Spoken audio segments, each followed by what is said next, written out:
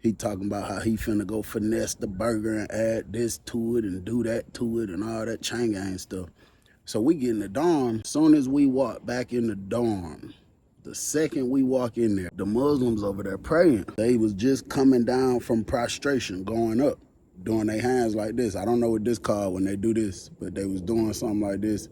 I don't know if they did this or this, but they did something. I know they came up like this or something like that. While I'm looking straight at Cornball Jamal.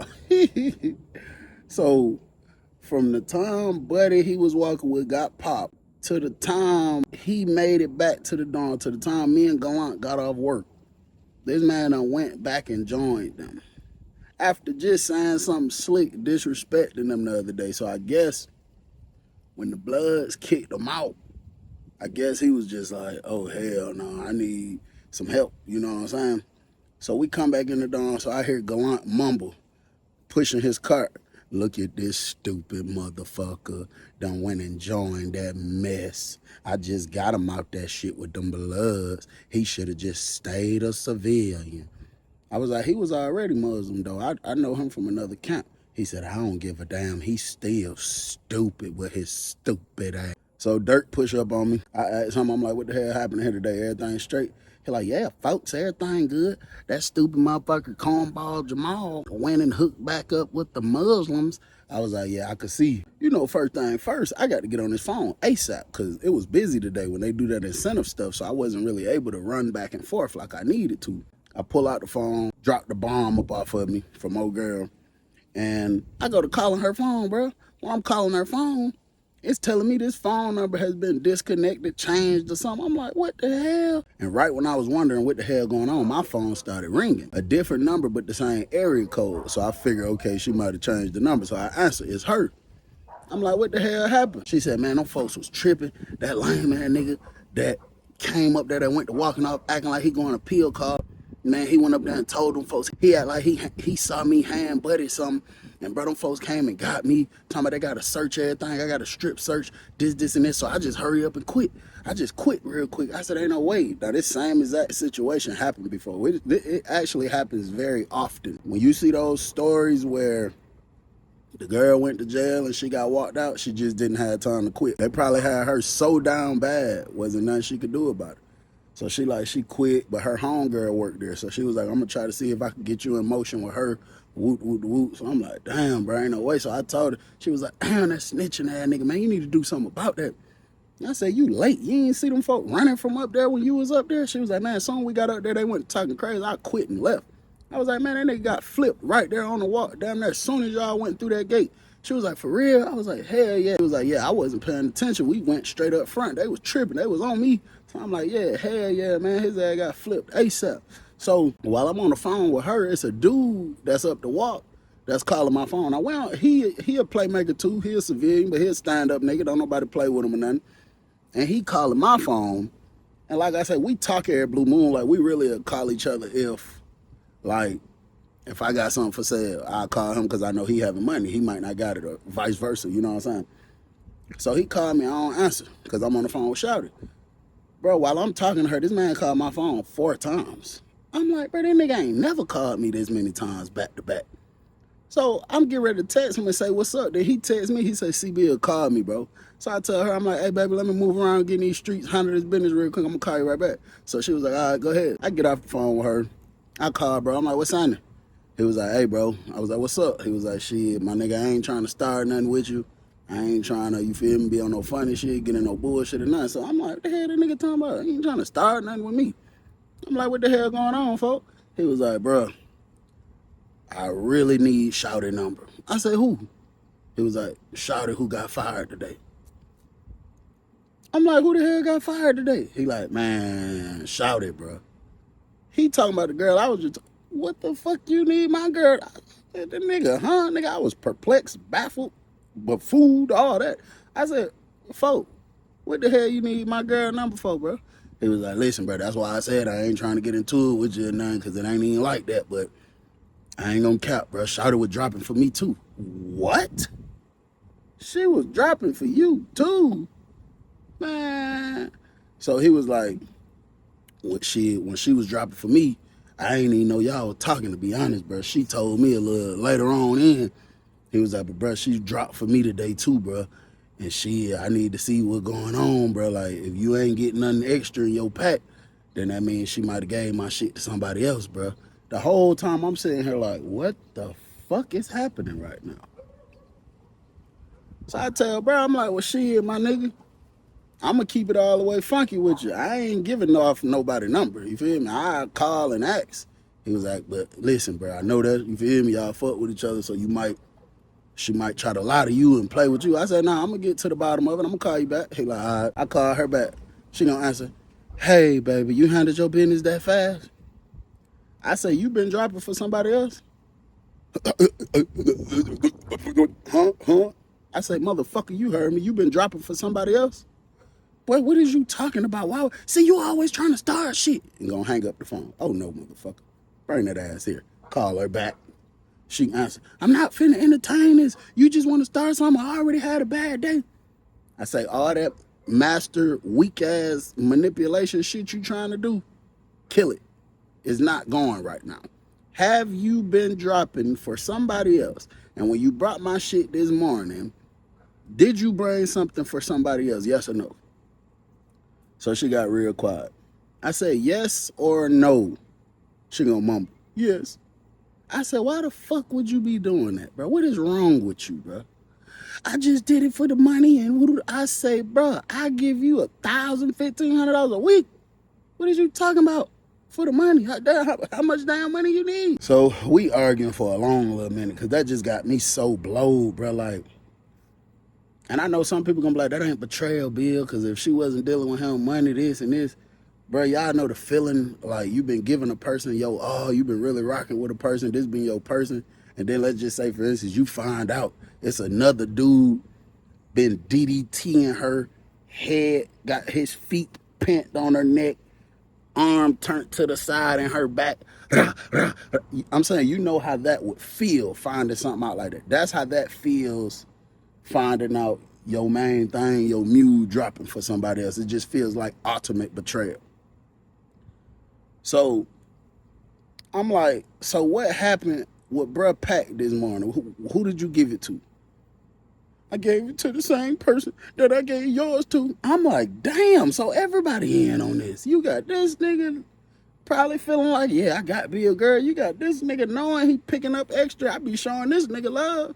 You know what I'm saying? I was just like, but I think at that point is when I went into because I told y'all I was in a point in life for a while where it came to, like, when dealing with a person, like on a, like, I like you type of level, I was at a point for a while, bro. Like, nobody can be trusted, bro. Like, I don't trust nothing. I don't give a damn how cool we is, how good our whatever is.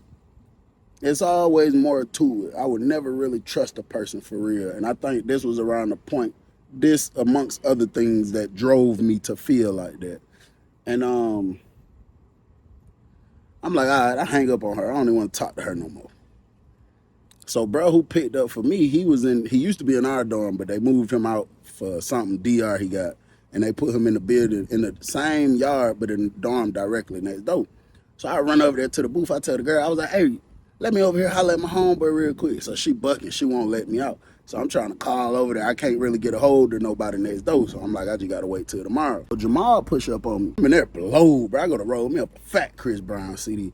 He like, bro, did you see that shit? I'm like, see what? I'm trying to think, nigga, you in on this too? See what? Bro, the way bro was getting wet up this morning, bro, that was crazy, bro. I couldn't believe that, bro. They kept stabbing that boy, stabbing that boy, stabbing that boy. That was just so crazy, bro. I'm like, yeah, shit, that's how this shit happens. This chain gang, that's what goes down. He's like, bro, you let me hit that cigarette? He was like, I ain't even gonna lie, bro. Look at this, bro. He was like, boy, my hand's still shaking. I still been nervous ever since this morning. And I'm sitting here thinking, nigga, what the hell you so nervous for? Because somebody got stabbed. That was this morning. It's 4 p.m. You still nervous? You know what I'm saying? I really was just mad about just finding out what I found out. Father God, I've been betrayed, turned on me. So I called down to the dorm with little brother, man, who popped dude for me. You feel me? And we set it up for in the morning. You know, I'm pass it off to one of them that zip that I was supposed to pay them. So, you know, I shoot out dumb early that next morning. So bro already standing at the door who been picking up for me. So I go over there to the door. I hit the glass. I'm like, what's up, folks? He like, see, Bill, what going on, G? I was like, ain't shit cool. I said, hey, let me ask you a question. He was like, what's up? I say, damn, my nigga, you been picking up from my mule for somebody else too this whole time and ain't said nothing to me? He said, hey, bro, that ain't my business. That ain't my business, bro. Hey, bro, I ain't coming here with nobody. I ain't leaving with nobody. You feel me, nigga? Whatever the other folks got going on, that ain't my business to come run to you and tell you. I ain't part of your group. I ain't your friend, nigga. We just do business together. That ain't my business. And I actually respected it. I respect it. I said for sure. But listen, there's it's a big issue going on right now. What happened to bro Pat? So he looking at me crazy. I'm like, listen, bro, everything I got put on the table. I done talked to him, I done talked to her, they done told the truth about what they been doing behind a nigga back. I said, that's besides the point. What happened to bro Pat? Because Shawty say she gave it to you, so it's gonna be an issue. You know, bro built like that. He don't play like that. Man, them folk know what happened, what they did, what I did what I was supposed to do. I did what I was supposed to do. So I was just like, all right, fuck it. I'm gonna leave it at that. Nigga, you say you did what you supposed to do. It is what it is. So I get up there, and soon I get in there, the girl at the glass, she was like, you dolo now, my boy. I said, what you mean? She was like, your boy got transferred last night. I said, no. She was like, yeah. The dude who was working with me, she said he got transferred out. So I'm like, okay, that's cool. I mean, it's more work, but it's cool. So I'm up there working. So probably about 11 o'clock, they called me in the little administration office. So they said, Bill, what you think about such and such? So they said a name. I was like, I'm not really sure who that is. And because they called people by their last name. So she was like, this inmate right here. She typed something in and turned the screen. And there was a picture. It was a Jamal mug shot. So I was like, oh, he all right? What about him? She was like, well, shit, the warden said he gonna put him up here. You just gotta train him and help him out and show him what to do. So I was like, man. She was like, what? Because if you got something bad to say about him, we could tell the warden. I was like, I ain't got nothing necessarily bad to say about him, but you know, he just got here. I ain't had time to figure him out. I ain't friendly. So they all start laughing. Bill don't never want nobody up here with him. Blah, blah, blah. So she was like, well, the warden already green lighted it. They about to send for him after the lunchtime count. So you're going to have to show him the ways and train him. I'm like, all right, man, whatever. So they get Jamal up here. I'm showing him what to do, how to clean up, how to do this, what chemicals to use for this. Bro, this man keep talking about this morning, talking about how nervous he didn't say he was nervous out his mouth, but I can just tell. He keep talking about his hands shaking still. And talking about that boy got stabbed and he ain't never seen nobody get stabbed up like that and blah, blah, blah, and all this and that. It come chow card time. So we got a choice. We can go to the chow hall or we could stay in there and ask the warden secretary, like she'll give us a bag of chips, a pack of noodles, a drink, you know, something if we don't want to go to the chow hall. And then sometimes she'll just offer it to us, like, y'all want this? So I wanted to go to the chow hall anyway, you know what I'm saying? I kind of just wanted to get from up there for a minute. I was still mad about, you know what I'm saying? He come with me. When we go walking, going down the chute, getting ready to go to the chow hall, we see the building that bruh in, that was dealing with, oh girl, let's call him Flex. We're just gonna give him a name. That wasn't his name, but we're just gonna give him a name. We walking down the chute, and it's a gate right here. It's an officer right there unlocking it for us. But you see they building on the other side of the gate going in.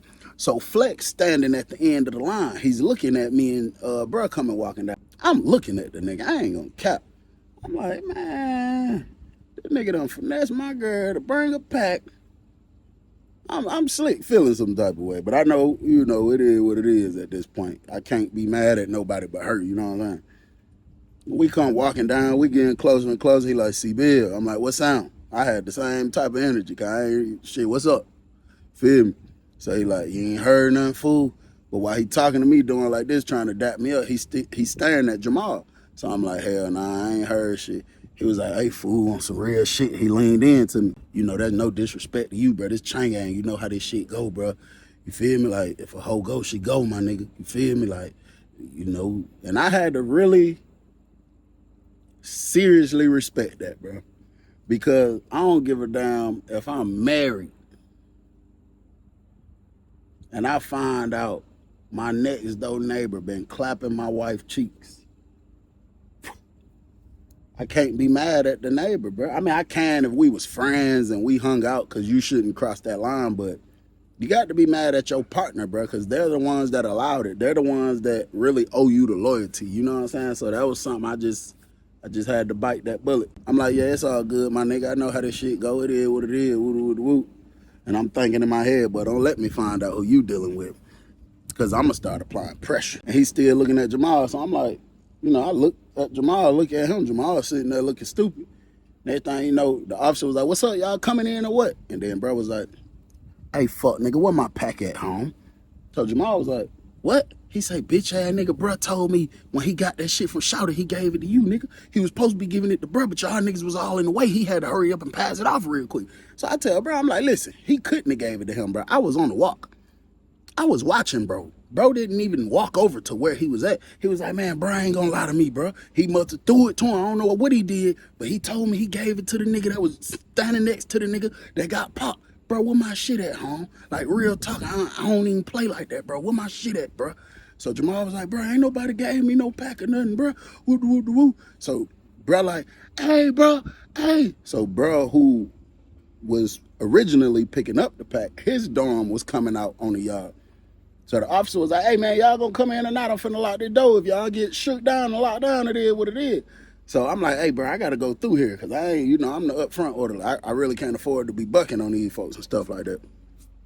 So he like, didn't you say you gave the pack to this nigga right here? Bro, bucking on what the officer saying. So I'm walking to the door. Jamal's stupid ass still standing. I'm like, what are you doing, dummy? Come on, come in here.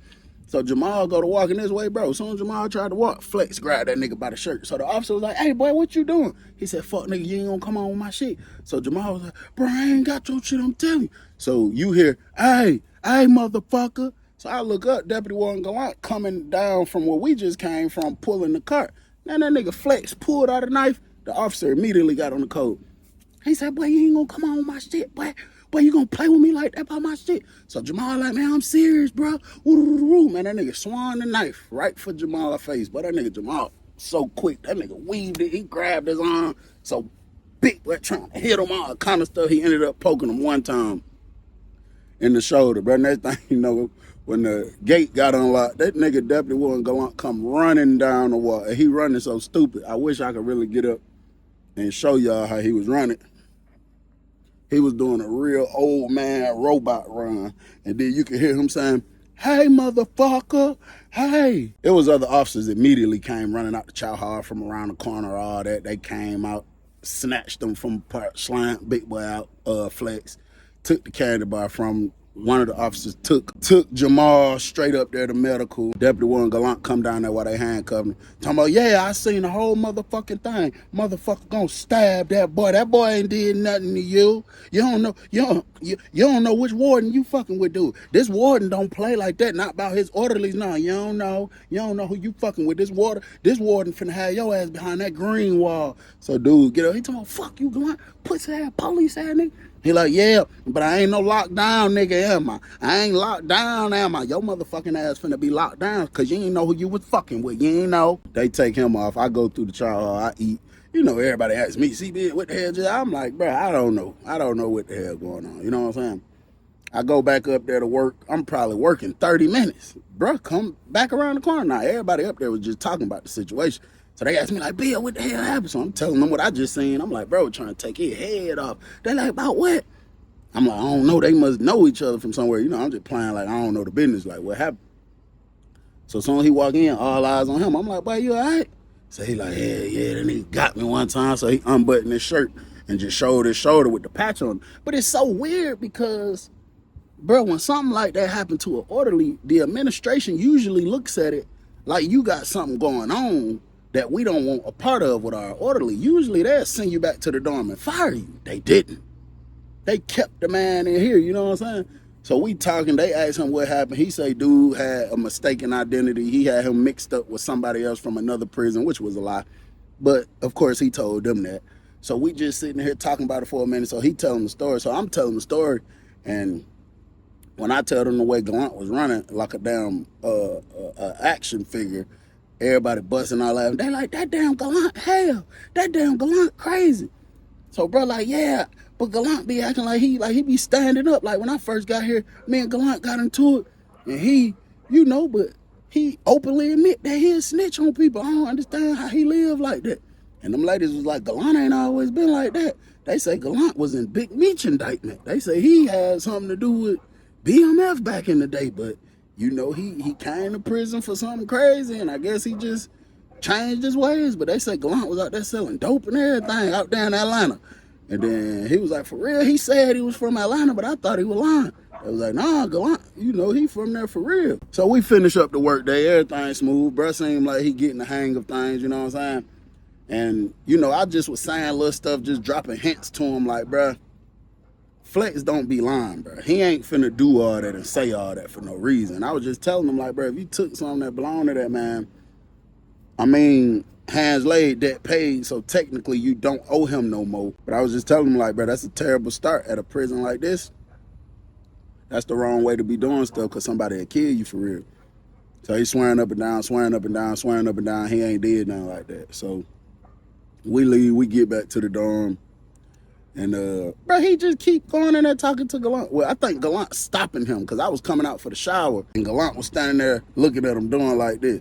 And then he went over there. But, bro, throughout this whole day, him and Gullant sitting there chopping it up with a Gullant done found somebody that's going to entertain him and listen to all his back in the day stories. We never knew none of this shit. And he was like, I heard him say, yeah, I had me a spot out there on the west side, out there off Ashby. He said, I had the whole motherfucking west side on lock. This shit started getting global. I started serving the whole state. I just bust out laughing. This shit don't even sound real, hearing Gullant say this. That man say, man, I had so many motherfucking keys, you would thought I was a real estate agent. And then you hear Jamal bust out laughing like that's just so funny. So they talking for a minute, so then knock at my door. I'm like, yeah, it's Jamal. He coming there. He like, hey, Bill, I ain't trying to be in your business or nothing, but you got a phone? You online? And I was like, hey, bro, shit, much you been talking to Gullant. You ain't finna come ask me no question like that. So he bust out laughing. He like, nah, real shit, I'm just trying to holler at Mom Dukes. I ain't holler at Mom Dukes, you know what I'm saying? I want to call, check on Mom Dukes, let her know I'm straight. She be worried about a nigga and shit. So I'm like, all right, bro. I give him the phone. He put it on speaker. I'm like, bro, you ain't got to put it on speaker. I ain't got to hear your conversation, bro. He was like, no, they good, Mom Duke, cool as hell. So she answered. He like, hey, Mom, this me. She like, oh, hey, baby, I wanted to make sure you was all right. I was just finna call down to that prison. So he like, yeah, Mom Duke, something good. Woo. So he introduced me to her. Mom Duke, this C-Bill, he cool as hell. She like, hey, C-Bill. I'm like, what's up, Mom Duke? You know what I'm saying? So they just talking. He asking about a green dot, about all kind of stuff. You know what I'm saying? And then she said she was driving to work. She was on her way to work. And she was probably like 5-10 minutes away from work. He was like, all right, Mom Duke, I'm going to let you go. She was like, okay, I love you, baby. He was like, I love you too. He was like, hey, Mom Duke. So she was like, what's up? He was like, I ain't trying to put your business out there, man. I ain't trying to let that boy C-Bill know Mom Duke was a real life trap queen back in the day. But Mom Duke, didn't you fuck around with Meech now? And she was like, boy, I ain't never know Meech personally, but his entourage, his people that was with him, that was in the streets, yeah, I used to be with them folks heavy, you know what I'm saying? And I used to be doing what I did, but when I saw how it was going, hell no, I got out the game because I ain't no damn fool. So he was like, nah, I'm trying to ask you something. It's this dude in here, this old school dude who swear up and down. He used to be out there with Meech and them, blah, blah, blah. And he was selling bricks and this and this. And she said, what's his name, child? Because you know these damn people be lying. His name Gullant. She said, Gullant? Ain't no damn body named Gullant used to be out there. He damn lying. So he looked at me and was like, what's Gullant first name? So I told him. So he said such and such Gullant. So Mom Dukes got quiet. He was like, hello, you still there? She was like, yeah, he tall. She said, yeah. She was like, he about such and such age. And then he looked at me. I said, yeah, he about that age. He was like, yeah. She was like, ain't no way you know him, Mom Duke. Mom Duke, how you know such and such Gullant? And Mom Duke got quiet. And she said, Jamal, that's your daddy. You got to watch part whatever next to see what happened next.